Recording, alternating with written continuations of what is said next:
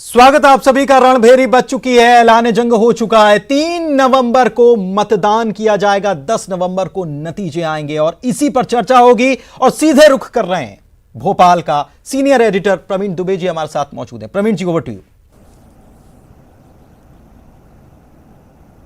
शुक्रिया पुनीत। और जैसा कि पुनीत भी कह रहे थे कि अब बहुप्रतीक्षित था ये मध्य प्रदेश में उपचुनाव की घोषणा होने के लिए तमाम जो दोनों राजनीतिक दल हैं वो बहुत दिनों से इसका इंतजार भी कर रहे थे। और दिलचस्प ये है कि 3 नवंबर को मतदान होगा, 10 नवंबर को नतीजे आएंगे और दोनों दिन ही मंगल है। तो किसका मंगल होगा इस चुनाव में, क्योंकि सबकी नजरें मध्य प्रदेश पर टिकी हुई हैं। वजह भी यही है कि ये सामान्य उपचुनाव नहीं है, बल्कि ये बहुत बड़ा चुनाव है। बहुत सारे राजनेताओं का भविष्य तय कर देगा, बहुत सारी पॉलिटिकल पार्टी का मूवमेंट तय कर देगा आने वाले दिनों का। दोनों पार्टियां ताकत लगा रही हैं, कांग्रेस और बीजेपी। आज इसी सब मसले पर चर्चा करेंगे। जैसे कि हम अक्सर कहते हैं कि इलेक्शन मतलब न्यूज 18, तो आपसे लेकर लगातार नतीजे आने तक हम आपको तमाम हर बड़ी खबर का विश्लेषण करके आपके सामने प्रस्तुत करते रहेंगे। और वैसे भी दर्शकों के लिए सबसे पसंदीदा चैनल है चुनाव के वक्त में न्यूज 18। तो खास पैनल हमारे साथ जुड़ेगा, उसका परिचय मैं पहले आपसे करा देता हूं। हमारे साथ सैयद जाफर हैं, ये प्रवक्ता हैं कांग्रेस के, और स्वागत है सैयद जी का। दूसरे मेहमान विनोद गोटिया, ये बीजेपी के वरिष्ठ नेता हैं, विनोद जी का भी स्वागत है। और तीसरे मेहमान हैं दिनेश गुप्ता, ये वरिष्ठ पत्रकार हैं, बहुत अच्छे राजनीतिक विश्लेषक हैं, वो भी हमारे साथ जुड़ेंगे। उन तीनों का भी स्वागत है। अगर कनेक्ट हो गए हों तो बात कर सकते हैं विनोद जी से। विनोद जी, पहली टिप्पणी आपकी, ये जो कितने तैयार हो आप, क्योंकि अभी तक तो आपने टिकट भी घोषित नहीं किए हैं कांग्रेस की तुलना में।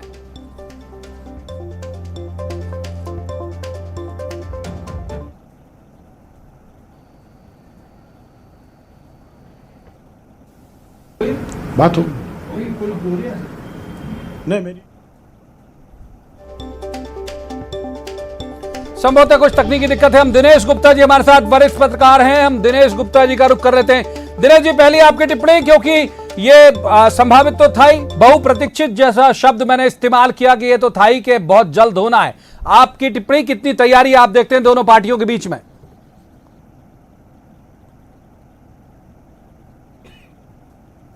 कोरोना के कारण ये चुनाव थोड़ा सा देरी से हो रहा है, अन्यथा बहुत पहले हो गया होता।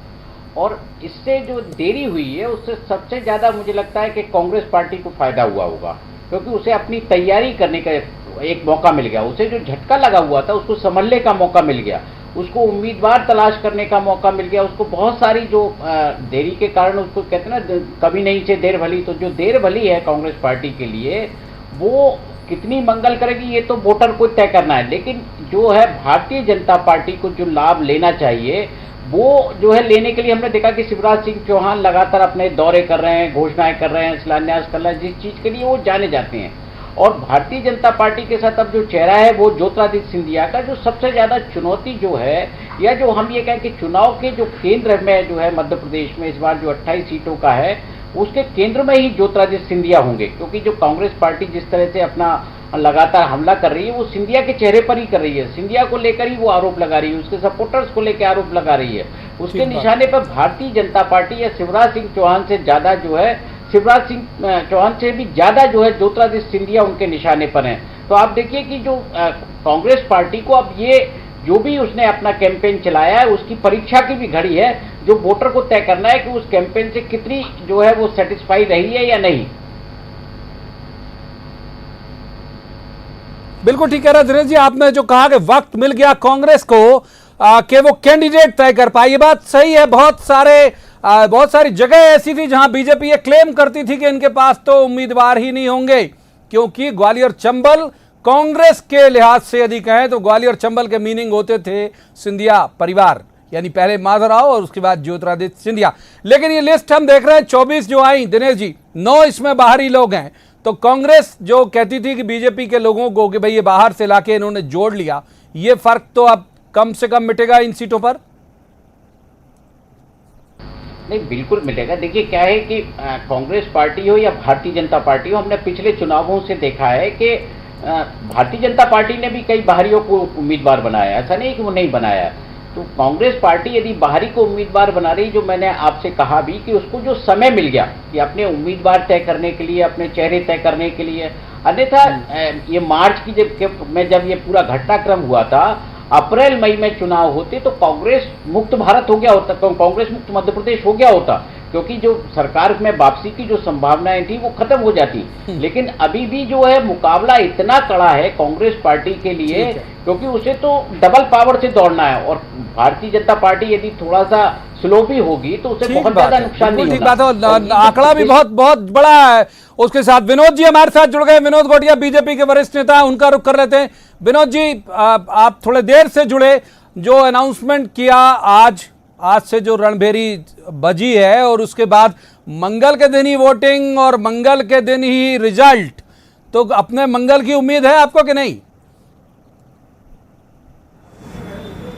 तो रिजल्ट भी मंगल के ही होंगे, उसमें कोई किंतु परंतु का कारण नहीं है। देखिए, ऐसा है, भारतीय जनता पार्टी जिस दिन से हमने ये तय किया था कि चुनाव में जाना है, हम डे 1 से ही चुनाव लड़ रहे हैं और हमारी प्रिपरेशन पूरी है।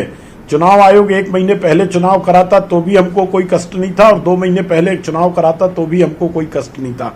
हमारी तैयारी पूरी है।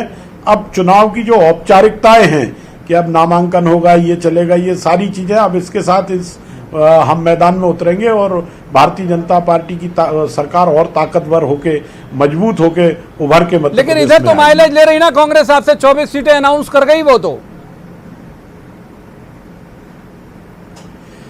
ये तो कांग्रेस के लोग भी जानते हैं कि जो लोग भारतीय जनता पार्टी में आए हैं उन सब लोगों ने चुनाव लड़ना है। भारतीय जनता पार्टी अधिकृत रूप से चुनाव प्रत्याशी घोषित करेगी कि नहीं करेगी, लेकिन ये वो जानते हैं कि लड़ना किसने है चुनाव। हम भी जानते हैं किसने चुनाव लड़ना है। उन सीटों पे तो कमोबेश वही लोग चुनाव में आना है जो वहां से रिजाइन करके यहाँ आए हैं। इसलिए हमारे प्रत्याशी तो उसी दिन से घोषित हैं जिस दिन वो रिजाइन करके आए थे। अब उसमें क्या नई चीज होने वाली जिसको लेके कांग्रेस उसको इश्यू बना रही है कि बीजेपी ने अपने प्रत्याशी घोषित नहीं किए।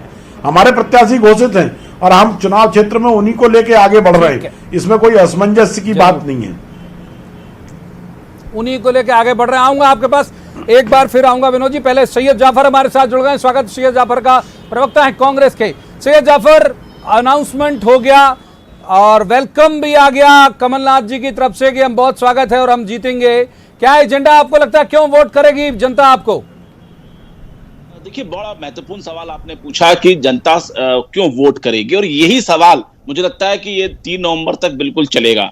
2018 में जब कांग्रेस पार्टी की सरकार बनी थी, तब मध्य प्रदेश की जनता ने इन 22-23 उपचुनाव के अलावा मध्य प्रदेश की पूरी जनता ने 15 साल के शिवराज सरकार की कारगुजारी के खिलाफ वोट किया था। किसान आत्महत्या करते थे, अपने आप को वो उभार नहीं पा रहे थे, तो उन्होंने वोट किया। युवाओं को रोजगार नहीं मिल रहा था, उन्होंने वोट किया। संविदा कर्मचारियों को नियमित नहीं हो पा रहे थे, उन्होंने वोट किया। जो लोग नौकरी से निकाल दिए गए थे वो उन्होंने वोट किया। और जिस प्रकार से कांग्रेस की सरकार उन वोटों से बनी थी और जिस प्रकार से कांग्रेस पार्टी के चुने हुए विधायकों ने, जनता ने जिनको चुना था, उन्होंने गद्दारी के साथ बिना किसी अल्टीमेटम के कांग्रेस पार्टी में से इस्तीफा देकर वहां पर जाकर जो मंत्री बने, जनता इनसे हर जगह यही सवाल पूछ रही है और यही सबसे बड़ा मुद्दा होगा। प्रवीण जी,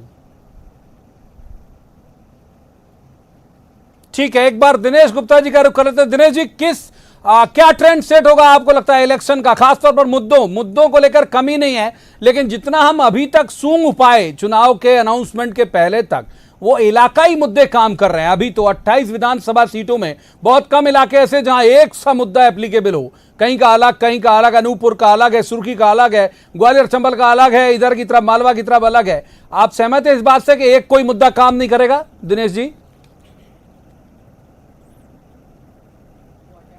के आम चुनाव में भी आप देखिए कि समान रूप से कोई मुद्दा नहीं था। भिंड में भारतीय जनता पार्टी को एंटी इनकम्बेंसी का सामना नहीं करना पड़ा था, लेकिन ग्वालियर चंबल में करना पड़ा था।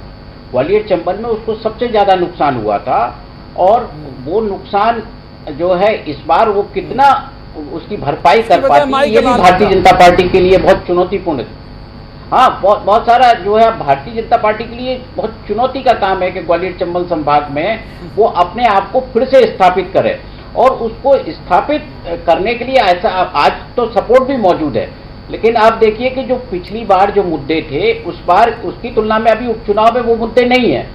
मुद्दा तो जो अब बनने वाला है वो मुझे लगता है कि किसान का मुद्दा भी एक बड़ा मुद्दा होगा। जिस तरह से हम देख रहे हैं कि भारतीय जनता पार्टी और कांग्रेस दोनों ही इस मुद्दे को लगातार फोकस कर रही हैं, चाहे वो शिवराज सिंह जी कह रहे हो कि साहब कर्ज माफी नहीं हो, कांग्रेस पार्टी कह रही हो हमने 26 लाख की कर्ज माफी कर दी। ये तो वो किसान ही उसको तय करना है कि वाकई कर्ज माफी हुई थी कि नहीं या संभावना थी कि नहीं। मुझे लगता है कि आम चुनाव की तरह ही इस बार जो है ये कर्ज माफी की भी एक परीक्षा है। 15 महीने का जो कमलनाथ जी का सरकार देखी हो, 15 साल की शिवराज जी की भी सरकार देखी है, दोनों सरकारें वोटरों ने देख ली हैं। मध्य प्रदेश में कोई तीसरा विकल्प किसी के पास है नहीं वोटर के पास, तो इन दोनों में से जो जिसको वो लगेगा कि ये सत्य बोल रहा है तो वो वोटर उस हिसाब से अपना वोट कर देता है। और इस बार जो आप देखिएगा ग्वालियर चंबल की फिजा आपको कुछ बदली हुई सी भी दिखाई देगी। बिल्कुल सही कह रहे हैं आप। एक बार फिर से हम विनोद जी का रुख कर लेते हैं। विनोद जी, ज्यादा चुनौती आपके लिए ग्वालियर चंबल रही पिछले चुनाव में, इस बार थोड़ा और ज्यादा आपको नहीं लगता कि हो जाएगी कि जिन लोगों को के खिलाफ वोट किया गया, बीजेपी के खिलाफ वोट किया गया, वही लोग अब हाथ जोड़ के खड़े होंगे और कहेंगे भाजपा को वोट दो, तो वोटर कंफ्यूज तो नहीं हो जाएगा कि भाई अब इन्हें क्यों चुने?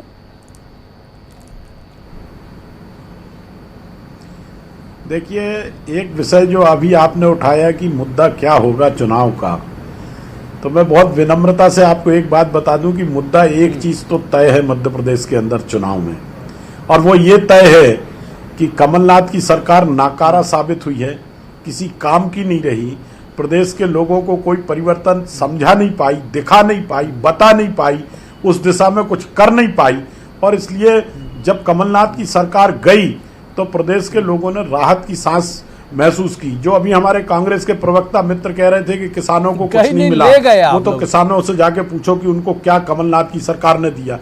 जो हमारे मित्र कह रहे थे कि बेरोजगारों को कुछ नहीं दिया, तो कमलनाथ का बेटा बेरोजगारी काटने के लिए संसद में जाएगा मेंबर ऑफ पार्लियामेंट बन के, और गरीब का लड़का जो है वो ढोल चराएगा, बैंड बजाएगा। ये कमलनाथ का माइंड सेट है, और इसलिए प्रदेश की जनता को पता है कि कमलनाथ की सरकार कितनी नाकारा साबित हुई है, और इसलिए उनके मन में एक बात का उत्साह है कि वापस भारतीय जनता पार्टी की सरकार को स्थापित करना है। कोई द्वंद्व, किसी तरह का द्वंद्व वोटर के मन मस्तिष्क में नहीं है। मैं पिछले 2 महीने से ज्यादा समय से चंबल संभाग के अंदर काम कर रहा हूं, भिंड के अंदर काम कर रहा हूं, और मुझे स्पष्ट दिख रहा है कि भारतीय जनता पार्टी लीड लेते हुए आगे जा रही है। अपने पड़ोस का अनूपपुर का भी हाल बता दीजिए विनोद जी। पड़ोस का अनूपपुर आपके पड़ोस में ही है, जबलपुर से सटा हुआ है, लगभग ज्यादा दूर नहीं है। अनूपपुर एकदम दुबे जी एकदम साउंड है अनूपपुर। हम डंके की चोट पे अनूपपुर जीतेंगे। कांग्रेस वहां मतलब अपनी जमानत बचाने की स्थिति में रहे तो आप कहिए। सैयद जाफर, कई जगह जमानत नहीं बच रही है आपकी, और आपकी नकारा सरकार के खिलाफ वोटर वोट करेगा, ये विनोद जी का कहना, बीजेपी के बहुत वरिष्ठ नेता है। सबसे पहले तो मैं उनकी बात का जवाब दूं। उन्होंने कहा कि कमलनाथ जी के बेटे की बेरोजगारी के लिए उन्होंने संसद में भेज दिया। तो विनोद जी, पहले आप अपना ज्ञान दुरुस्त कर लीजिए कि कोई नॉमिनेशन नहीं हुआ नकुलनाथ का।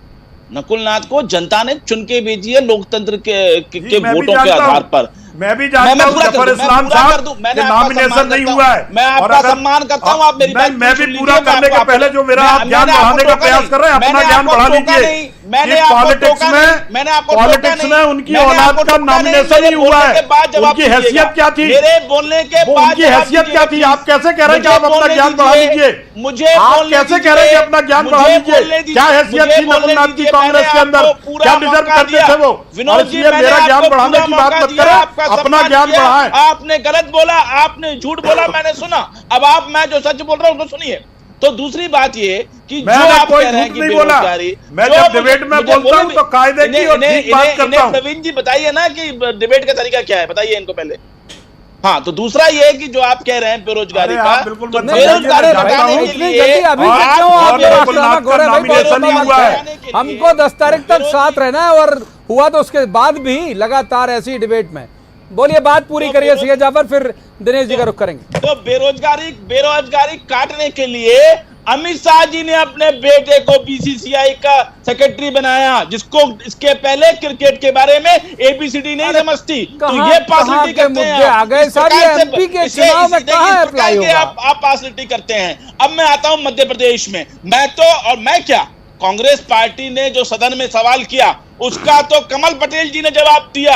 और अगर विनोद गोटिया जी अगर किसान हितैषी की बात करते हैं तो जो सदन में, मैंने उस दिन भी कहा था कि जो सदन में जवाब दिया गया है अगर वो गलत है तो अभी तक उन अधिकारियों पे कार्रवाई क्यों नहीं हुई? और उस मंत्री के साइन होते हैं उसमें जवाब पर। जब कोई विभाग का जवाब प्रस्तुत होता है सदन के अंदर तो मंत्री के हस्ताक्षर होते हैं। तो क्या मंत्री कमल पटेल जी ने हस्ताक्षर किए हैं? और किए हैं तो वो झूठी जगह पे कैसे कर दिए? एक सवाल है, एक सवाल, आपके प्रवाह को रोकूंगा, आपके प्रवाह को रोकूंगा, थोड़ा सा फ्लो कम करिए। मैं कह रहा हूं कि श्रीमान यही तो दिनेश गुप्ता जी करे। अब सदन की मार्कशीट क्यों चाहिए? अब तो मार्कशीट जा रहा ही ना, आप मैदान में मार्कशीट वही देंगे जो दिनेश गुप्ता जी कह रहे हैं कि ये तो बहुत बड़ा एक तरह का टेस्ट हो जाएगा ना कि पब्लिक आपकी कर्ज माफी को मानती है या नहीं। देखिए, मैं दिनेश जी की बात से बिल्कुल पूरी तरीके से सहमत हूं और मैं दिनेश भाई की उस बात से भी पूरी तरीके से सहमत हूं कि जो ग्वालियर चंबल संभाग में कांग्रेस पार्टी को गेन मिला था, फायदा मिला था, वो कई कारणों से मिला था। चाहे वो सपाक्स का आंदोलन की हम बात करें, चाहे हम वो एससी के आंदोलन की हम बात करें, चाहे हम शिवराज के एंटी कंबेंसी की बात करें, चाहे हमारे जो वचन पत्र में जो किसान के लिए कर्ज माफी का मुद्दा था, चाहे हम उसकी बात करें, चाहे कमलनाथ जी का एक बेदाग चेहरा था, चाहे सिंधिया का नाम भी तो ले लो एक आध बार भाई, सिंधिया जी का चेहरा भी तो एक आध बार बोल दो, तब तो साथी थे आपके। नहीं, मैं उस पे भी आ रहा हूँ। मुझे रास्ते में रोक लिया ना आपने, मैं रास्ते में रोक लिया आपने मुझे, मैं उस पे भी आता। तो ये सारे मुद्दे थे। ज्योतिरादित्य सिंधिया जी का भी एक बड़ा फैक्टर था, इसमें नो डाउट कोई बड़ी बात नहीं। जब वो कांग्रेस पार्टी के कैंपेन के प्रभारी थे, उनकी हैसियत से उन्होंने काम किया। ये अलग बात है कि वो 2013 में भी चुनाव अभियान समिति के अध्यक्ष थे, लेकिन उस समय कांग्रेस को सफलता नहीं मिल पाई थी। ये अलग बात है। तो कुल मिलाकर कांग्रेस ने जो मैं दिनेश गुप्ता जी की बात है, दिनेश गुप्ता जी पर आप बहुत वक्त दिया सैयदा पर बहुत वक्त दिया, पर ऐसे में कई बार हम पे उंगली उठ जाती है भेदभाव की कि एक को प्रमोट कर दिया। मैं इसीलिए संतुलन बनाने के लिए दिनेश गुप्ता जी के रुख करूंगा। दिनेश जी, ये ठीक है कि जो विनोद जी कह रहे हैं, जो सैयद जाफर कह रहे हैं, इनकी अलग अलग राजनीतिक प्रतिबद्धताएं हैं, लेकिन आप देखिए कि ये जो आरोप लग रहे हैं कि भाई इनका दल बदल 9 लोग यदि मान लीजिए ये लोग लेके आए, कांग्रेस भी 9 उम्मीदवार बाहरी हैं जो हाथ में मैं लिस्ट रखा हूं, 24 में से 9, अब कोई बसपा से है, कोई बीजेपी से है, कोई ये है, तो कई जगह तो ऐसे दृश्य उपस्थित हो रहे हैं कि आमने सामने पिछली बार थे, कांग्रेस से ये थे राम सिंह, भाजपा से श्याम सिंह, अब वो पलट गए, अब श्याम सिंह हो गए, फिर कांग्रेस बीजेपी से वही चेहरे हैं लेकिन दल बदल गए। तो वोटर ऐसे में आपको लगता है कि ये वो बोलेगा मजाक बना दिया आपने? तो प्रवीण जी, इसीलिए इस चुनाव को हम असाधारण और अद्वितीय चुनाव कह सकते हैं मध्य प्रदेश के लिहाज से, क्योंकि ये जो है सरकार के लिए तो महत्वपूर्ण है, बचाना है, वापस आना है, उसके लिए तो महत्वपूर्ण है। लेकिन इसमें जो है जिस तरह से दूसरे लोगों ने भी दल बदला, केवल कांग्रेस के लोगों ने नहीं बदला, बीएसपी, बीजेपी, मतलब आप एक जब दल बदल का आरोप एक पर लगाते हैं तो वो आप भी उसी तरह से एक्सपोर्ट करके लाए हैं, इम्पोर्ट आप भी कर रहे हैं, तो दोनों पे एप्लीकेबल है वो चीजें। और जनता, जो मैं आपको बताऊं, जनता के बाद का जो विवेक है वो शायद राजनीतिक दलों से या उनके नेताओं से ज्यादा बेहतर है। उनको पता है कि हमें किस आधार पर वोट करना है, हमें अपनी जाति के आधार पर करना है या मुद्दों के आधार पर करना है। वो हमेशा बहुत जो है सोच समझ के वोट करती है। आप देखिए कि जो लोग फिर से चुनाव में हैं, उन्होंने देखा है कि जब वो पिछली बार चुनाव लड़े थे तो रिजेक्ट क्यों हुए थे, और जो जीते थे उनको किन कारणों से किया था। यदि वो फिर से जीतना चाहते हैं तो शायद उन्हें अपनी वही खूबी और वही कारण फिर लोगों के सामने रखने होंगे, तब तो वो जीत पाएंगे। अन्यथा क्या होगा, जो सामने जो नया कैंडिडेट है, जैसे एक बार आप बड़ा इसमें जो चुनाव है इसमें प्रवीण जी, आप देखिए कि इस बार कांग्रेस की तरफ से मुख्यमंत्री का चेहरा भी सामने है कि कौन मुख्यमंत्री फिर से बनने वाला है। तो अब जनता को ये भी कंफ्यूजन नहीं है कि आपकी अब ज्योतिरादित्य सिंधिया होंगे या कमलनाथ होंगे, तो अब तो मुकाबला सीधा है शिवराज सिंह चौहान और कमलनाथ के बीच।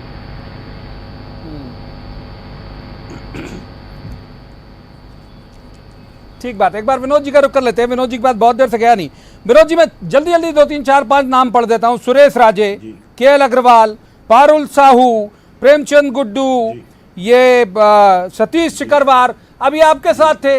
आप कह रहे हो भाई आपकी रीति नीति से खुश होकर कांग्रेसी आए, वहां से परेशान होकर आए, तो पब्लिक पूछेगी नहीं कि आपकी रीति नीति से नाराज होकर ये लोग क्यों गए जिन्हें कांग्रेस ने कैंडिडेट बनाया है? दो बातें मैं आपको बता दूं, इसमें दुबे जी मैं आपको बता दूं बहुत स्पष्ट कि पारुल साहू की कोई क्रेडिबिलिटी पिछले चुनाव के पहले से भारतीय जनता पार्टी में नहीं बची थी और इसलिए उनको हमने टिकट नहीं दिया था, एक विषय। दूसरा, गुड्डू जैसे आए थे वैसे वापस चले गए, वो भारतीय जनता पार्टी में खप नहीं पाए, ये दूसरा विषय है। KN अग्रवाल को हमने टिकट नहीं दिया था क्योंकि वो इस योग्य बचे नहीं थे कि वो जनता की सेवा में प्रामाणिकता के साथ खरे उतरे हों। सतीश सिकरवार मैं लेकिन दूसरी तरफ जो आप कह रहे हैं कि वो लोग वहां से इसलिए नहीं आए, वो तो सरकार से त्रस्त होके, अपनी राजनीतिक व्यवस्था से दुखी होके सरकार को बदलने के निमित्त से यहां आए, और इसलिए जो लोग यहां से गए हैं और जो लोग वहां से आए हैं उनके आने जाने का बड़ा अंतर है। वो अपनी विधानसभा की सदस्यता छोड़ के और सरकार निकम्मी है ये आरोप लगाते हुए इस सरकार को बदलना है, इस पावन उद्देश्य के साथ जनता के हित में यहां आए। और यहां से जो लोग गए हैं वो तो यहां चूंकि पहले ही हाशिए पे चले गए थे, जनता ने उनको नकार दिया था, पार्टी ने भी नकार दिया था, और इसलिए वो वहां गए हैं। इन दो चीजों में बड़ा मौलिक अंतर है, और इस मौलिक अंतर को आप ध्यान रखेंगे तो आपको पूरा राजनीतिक चित्र मध्य प्रदेश का दिखेगा कि कौन आया है और कौन समेटा गया है। मुझे तो बिल्कुल दिखता है साहब, बहुत बिल्कुल दिखता है, सब समेट लिया। सैयद जाफर, आपने जो साइड हो चुके थे, जो डस्टबिन में थे, वो सारे उठा लिए आपने। ये शब्द नहीं था, भाव है, लेकिन मैं इसे उच्चारित कर देता हूं। तो आपके पास जो आए हैं वो साइड हीरो है, हीरो सारे इन्होंने ले लिए इनकी बात से, ध्वनित होता है विनोद जी की बात से। सैयद जाफर, कभी प्रवीण जी आपके साथ बैठकर मुझे ऐसा लगता है कि मुझे थोड़ा सा निष्पक्षता से भी बात करनी चाहिए, और मुझे लगता है कि अभी चुनाव बहुत दूर है, इसलिए मैं हल्का सा आपकी संगत में रहते हुए थोड़ी निष्पक्षता से बात कर देता हूं। बिल्कुल ये बात सही है कि ये जो परंपरा मध्य प्रदेश में चालू हुई है, ये कार्यकर्ताओं के लिए और ये आम जनता के लिए बड़ी दुखदाई है कि जो लोग पिछली बार कांग्रेस से चुनाव लड़ रहे थे वो बीजेपी से लड़ेंगे, जो बीजेपी से लड़ते थे वो कांग्रेस पे लड़ेंगे। ये बहुत ही गलत परंपरा डल गई और इसके बड़े गंभीर और दुष्परिणाम आपको आने वाले समय में मिलेंगे। जो कार्यकर्ता, चाहे वो बीजेपी का कार्यकर्ता हो, चाहे वो कांग्रेस का कार्यकर्ता हो, चाहे आम जनता, इसको भोगेगी, और जो उच्च स्तरीय के लोग हैं वो इसका पूरा आनंद ले लेंगे, लेकिन इसके नीचे के ऊपर सारे लोग सिमट जाएंगे। ये है इसका सही सत्य। दूसरा ये कि जो विनोद जी बोल रहे थे, बड़े बड़े विद्वान व्यक्ति हैं, मैं उनके सामने उनको आईना नहीं दिखा सकता, लेकिन मैं उनसे निवेदन करना चाहता हूं कि जो आप तुलना कर रहे थे कि कौन किसके लिए आया, कौन किसके लिए गया, जो लोग कांग्रेस पार्टी में रहते हुए भारतीय जनता पार्टी में गए, उन्होंने कांग्रेस के साथ गद्दारी नहीं की, उन्होंने सबसे पहले उन मतदाताओं के से गद्दारी की जिन्होंने उनको पंजे के चुनाव चिन्ह पे वोट दिया था। मेरे ख्याल से विनोद जी भी चुनाव लड़ चुके हैं, MLA रहे हैं शायद, लेकिन शायद मुझे ऐसा लगता है कि जनप्रतिनिधि रहे हैं। आप जानते हैं कि जनता, जब हम विधानसभा के लेवल पर वोट मांगने जाते हैं या लोकसभा के लेवल पर हम वोट मांगने जाते हैं, तो कई गांव में वो नेता 5 साल नहीं पहुंच पाता, चुनाव जीतने के बाद दूसरे चुनाव में भी नहीं पहुंच पाता, और वहां उसको फूल और पंजे के नाम पर वोट मिलते हैं। इसका मतलब यह है कि प्रत्याशी से अधिक कई बार नहीं, अधिकांश समय पार्टी के आधार पर वोट मिलता है। तो जो लोग चुनाव जीते थे, उन्होंने, जनता ने उन्हें कांग्रेस पार्टी को वोट दिया था। चाहे हम ग्वालियर चंबल संभाग की बात करें, वहां पे पूरी तरीके से कांग्रेस पार्टी का साथ दिया। ये जीते हुए लोगों ने गद्दारी की, जीते हुए लोगों ने सरकार को गिराई और बिके और बिक कर मंत्री बने। और जो लोग अभी भारतीय जनता पार्टी छोड़कर आए हैं, देखिए उनके पास क्या था? ठीक है, उन्होंने तो कोई भारतीय जनता पार्टी को नुकसान नहीं पहुंचाया, उन्होंने तो कोई भारतीय जनता पार्टी की सरकार उनके पास क्या था? वक्त एक ब्रेक का है, माफ कीजिए, रुकूंगा, वक्त एक ब्रेक का है। ब्रेक के बाद जब वापस आएंगे हम, तो हमारे साथ यही पैनल मौजूद होगा, फिर हम उस पर भी बात करेंगे कि जो दनादन अनाउंसमेंट हुए हैं मॉडल कोड ऑफ कंडक्ट लगने के पहले, और बहुत सारे वर्ग को ध्यान में रखे बहुत इंटेलिजेंसी के साथ बीजेपी ने किए, तो क्या ये अपील करेगा? क्या तात्कालिक मुद्दे वोटर को अपील करते हैं? आप कहीं मत जाइएगा, देखते रहिए न्यूज़ 18 मध्य प्रदेश छत्तीसगढ़।